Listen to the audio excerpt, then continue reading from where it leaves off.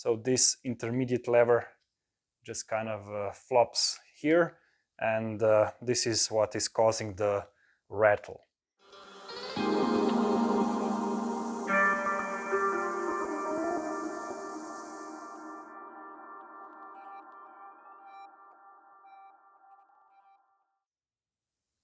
Welcome back. This is part 2 of the repair of my N42 engine with the broken torsion spring on the VALVETRONIC, and there are also some issues on the intake VANOS unit.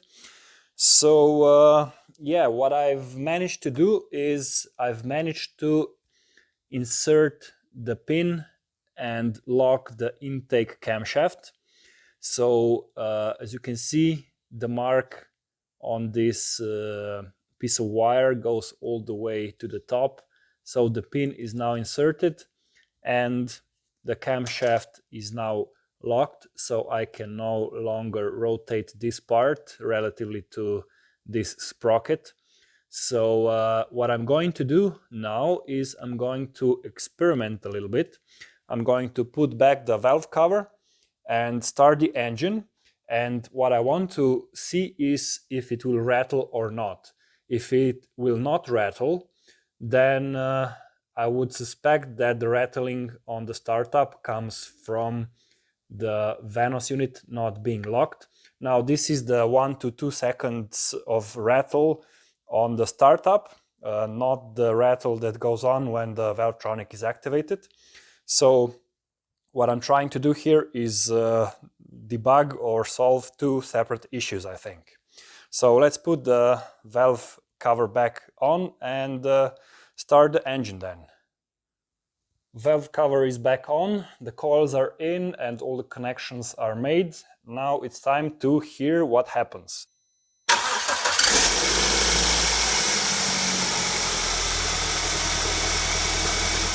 And as you could hear, there was no rattle on startup, although the engine was totally cold and also all the oil channels probably drained out. I really think that the startup rattle is because the units do not lock. Well, let's continue our little experiment. The back locking tools are in and nicely secured with bolts, so the camshafts are now in top dead center position on the first cylinder. This is the intake side. As you can see, this rounded part must point towards the upper part of the engine, and also the same on the other side, the exhaust. Then I also have the front locking tool inserted, so it should be flush with the cylinder head on both sides. And I also have the flywheel locking pin inserted. So this is the basic initial top dead center position when you do the timing. And I could insert all the tools, so the timing should be okay. Also, both the VANOS units are locked, so this cannot be rotated. So what I'm going to do now is I'm going to remove the intake VANOS unit, and I'm going to open it up and inspect it for damage. Here is my 16mm socket.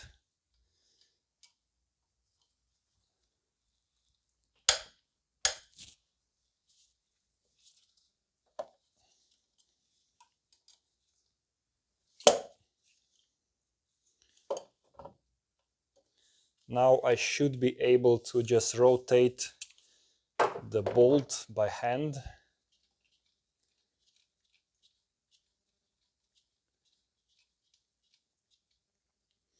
Okay, this should be enough.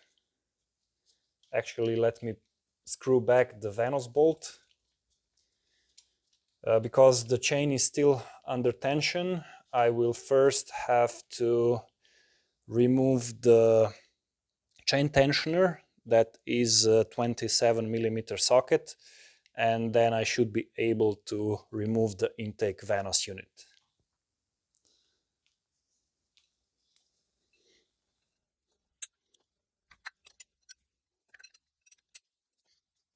Okay, the chain tensioner is loose. I'm going to unscrew it about 1.5 centimeters. So that should release the tension on the chain. I'm also going to put a rag underneath because some oil will run out of there. Okay, now let's see if we can remove the VANOS unit.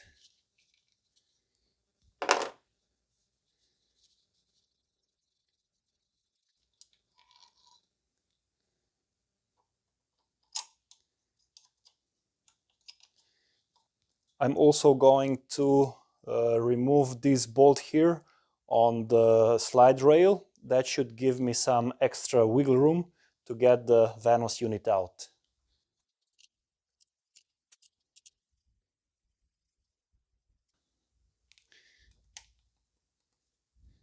Okay.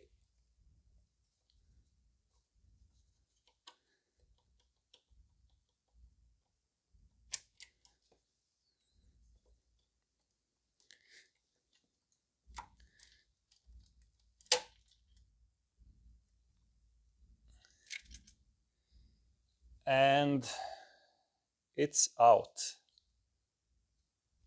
Here is our VANOS unit, and I just realized that there are special bolts. They are 5-point bolts, and I don't have appropriate tools to open this up. I will try and get a special socket for this, and I also tried to put it back in, and it just didn't go back. So now I have no other choice but to remove the exhaust VANOS unit as well, and then just proceed with removing the VALVETRONIC bracket. I checked the rocker arm on the VALVETRONIC. This is the side that is broken, so a piece of spring is missing, and here you can see that this rocker arm just kind of floats in there, so I can move it back and forth, and yeah, because it's not under spring tension. And this is what is probably causing our knocking sound on the transition from normal operation to VALVETRONIC operation. So yeah, this is definitely not okay. So as you can see, this one can't be moved at all because it's under spring tension.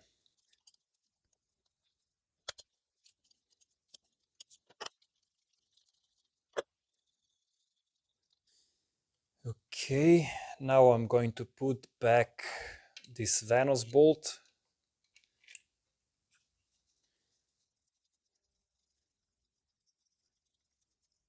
Okay, and I'm going to take out this VANOS unit.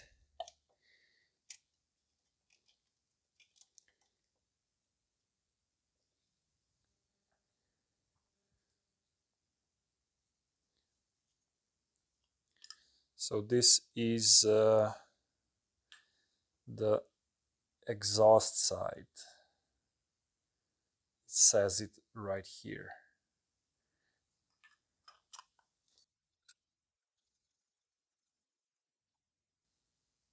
Now I'm going to remove the VALVETRONIC bracket. This is the whole assembly together with the servo motor and the eccentric shaft and all the springs and intermediate levers, and also together with the intake camshaft. So this is kind of a complicated procedure. I suggest you follow it or maybe even buy a special toolkit that is required usually to remove this bracket. I will put link down in the description if you want to get the full set. Now I don't have those tools, so I will have to improvise. So first thing that we have to do is secure the intake camshaft so it doesn't fall out when we take out the Valvetronic bracket. The best way to do this is to remove this bolt here on the Valvetronic sensor and insert one of the bolts from the timing kit, and then just tie it together with zip ties, so the camshaft locks together with this bracket so it doesn't fall off. And also here at the back we are going to do the same. We are going to use zip ties to go around the camshaft and tie it together with this part of the eccentric shaft, and this should make it secured. It is very important that you secure these intermediate levers. If you don't secure them, they will fly out because they are under this spring tension, and the thing that's holding them in is basically just geometry. And the ones at the back, they like to slide out. So I'm going to use zip ties to secure the intermediate levers, so that way when I take out the whole assembly, nothing should fall out. Now again, there are special tools to do this, and I recommend you get them. Now I am a bit cheap, I never bought the whole set, I only have the timing kit for this engine. So I usually just improvise and it works just fine. If you have that toolkit, you will have a bit more ease of mind, and of course you can work faster that way. But if you don't have the toolkit, I will show you how to do it. First we have to remove or just release the tension on this spring. I'm using a 6mm long socket and universal joint and just screwdriver attachment or something like this. And this is then kind of easy to do. I just press it back and let it go like this. So this spring is now released.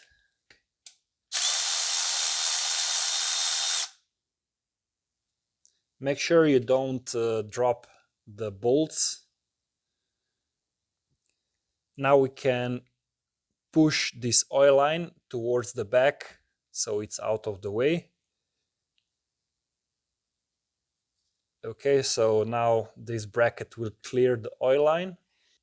And now we can start securing the intermediate levers and the camshaft with zip ties. I have all the zip ties in place, and I've removed this bolt here and inserted the bolt from the timing kit, as you see. And I've put doubled zip ties here just in case a zip tie fails, so I have some additional security here. So this should hold up nicely. And then I have all the intermediate levers secured with zip ties. When I remove the whole assembly, I will show you how to route them. And also here at the back you can see that I have double zip ties here around the camshaft and around the eccentric shaft, and this is what holds the camshaft in place at the back. So now all we have to do is release the nuts, and then we can take out the whole assembly.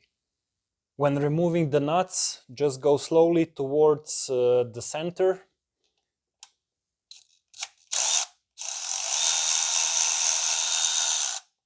And make sure you don't drop any of the nuts inside the engine.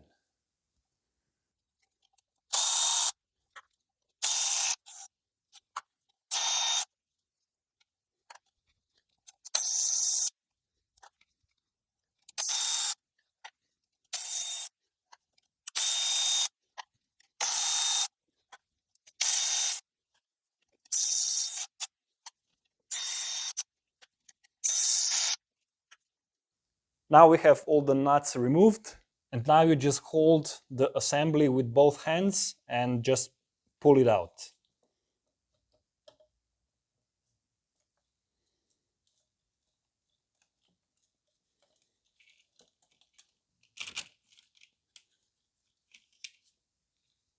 And here it is. So here you can see how the camshaft is secured to the eccentric shaft, and this is how it looks like at the front. And here you can see the VALVETRONIC springs that hold the intermediate levers under tension, so they are pressed against the camshaft. And here you can see that this is the first one that is broken, so this intermediate lever just kind of flops here, and this is what is causing the rattle. Okay, now let's take this to the bench and start working on it. I'm also going to inspect this follower arm or rocker arm. So this is the one that could be potentially damaged. So I'm going to take it out and clean it up and see what's going on there. I also found some damage here. So I don't know if you can see, but this piece here, this is where the spring was.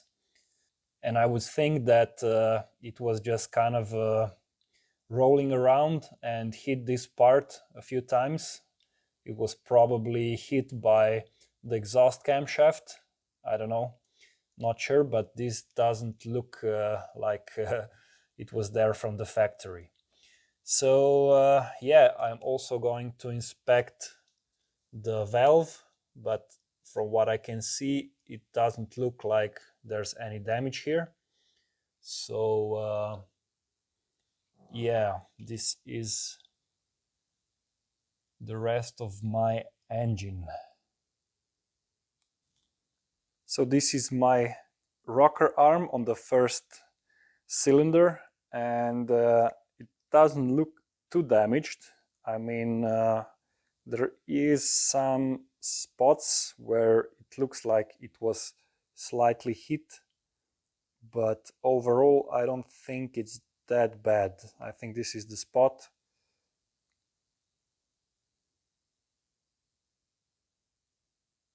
So I'm going to reuse it and not worry about it too much. So here is the surface finish on all of them. As you can see, there is some pitting going on. And here is the one that was knocking.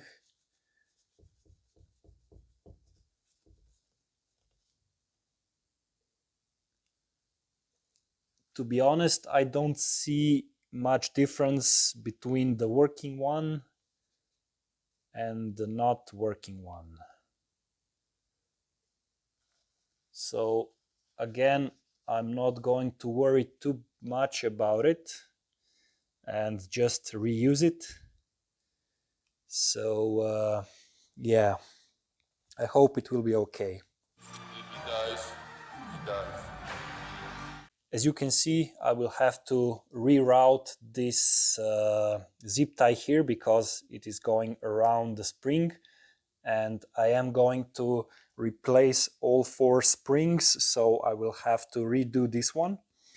Yeah, I don't want to take any chances. If one broke, I would assume that also the other ones are potentially going to break, so if I go through all this work now, it's best to just replace them all. I have the VALVETRONIC bracket on this piece of cloth. Now, with the toolkit that you can buy, you get a special set of standoff bolts and carrier plate, so you can fix the position like this, and then you can just put it in a vice grip. I don't have that, so I'm just using a piece of cloth. Now the danger is that you accidentally bend the VALVETRONIC motor if you press too hard on the bracket, or you might damage something else. So just keep in mind, be very careful when you are working with this. Make sure you don't drop it. So I already removed 2 of the VALVETRONIC springs. See, this is how they look like. let me show you how to remove the springs without any special tools. First, what you have to do is just use T30 Torx and loosen the bolt at the back. So this is the bolt here. You have to loosen.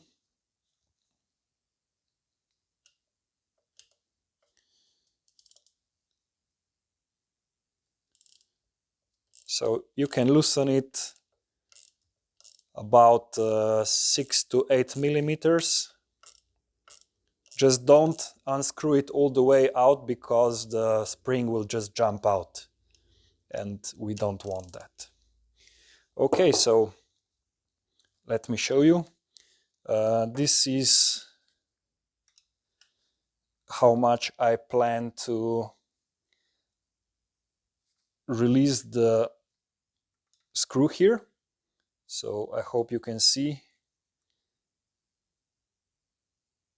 Now that the screw is released, I'm just going to insert this long 6 millimeter bolt together with the washer and the nut. This will give us fulcrum to compress the spring and release the screw.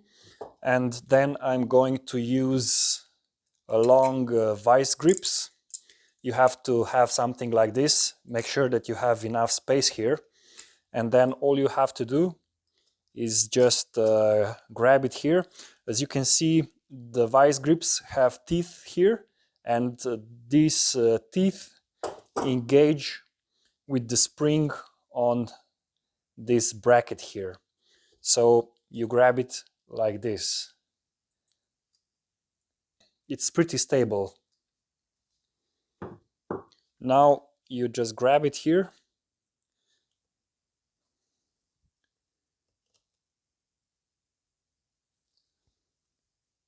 and compress it,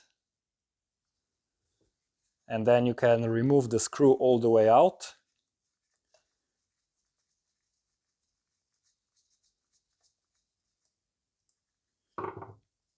The screw is out, and then you have to carefully release the tension. When you go all the way out, it will just jump out, but at that point it's not under that much tension, so even if it jumps out a little, there's nothing to worry about. Okay, so this is how you remove the springs. So now I'm going to just relocate this bolt and do the one that is missing one piece of the spring. So again, just loosen the bolt like 5 millimeters, should be enough.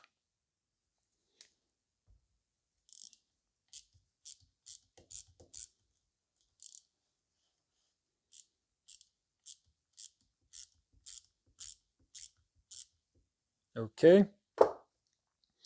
Then again, vice grips.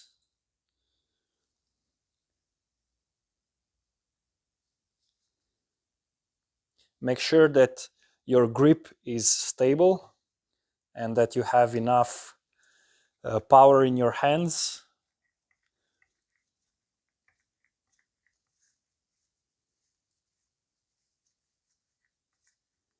Also, it's a very good idea to wear protection eyeglasses or something. Okay, this one that is missing one piece of the spring is gonna be a bit more tricky. So let's see what happens. Okay. So nothing to write home about really. This is the broken spring. One thing that I've noticed is there's quite a lot of wear on the edges of the spring. Let me see if I can show you. So as you can see, the springs are really worn out. The grooves are really deep here. I don't know if this is a critical location to get worn out, but That's why it's best to just replace all 4 springs, because you never know when is the next one going to go. I've removed the number 1 follower arm from the bracket, and I've inspected it. So this one was making the noise because it was not under tension. And as you can see, there is some pitting going on, but I couldn't find like a specific place where it would be damaged. So let's check the main roller. Focus U. Let's see if it works. Focus U. No. Oh yeah. Well, I guess it works. Let's check the surface here. Again, we can see some pitting going on, but there isn't too much damage, I think. Now, if this were a newer car and a newer engine, I would suggest to just replace the whole Valvetronic system, which is very, very, very expensive. But you know, the professional workshops, they just replace everything because they don't want to take any chances with bad components in the Valvetronic units. So since this is my car and it's really old now, it's not worth much. I'm just going to reuse all the follower arms. So this is where the spring sits, and as you can see, there are signs of wear, but this is part of the design. So there's a lot of meat there, a lot of metal, so it's not going to eat through that, I think. So I think that the spring takes the most of the abuse or the wear. So, well, anyway, I am going to reuse it.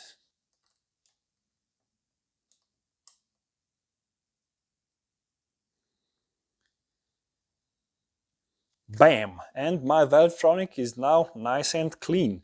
That's because I've spent a couple of hours with a toothbrush and degreaser just cleaning everything. I had to disassemble the whole Valvetronic system and then put it back together. I will put a link down in the description or up in the card with the video if you are interested in that, so just check it out. So this will be the end of part 2, and in part 3 I'm going to put on the new Valvetronic springs and put the Valvetronic assembly back in the engine and put everything back on and start the engine, and hopefully this will solve our issue with rattling.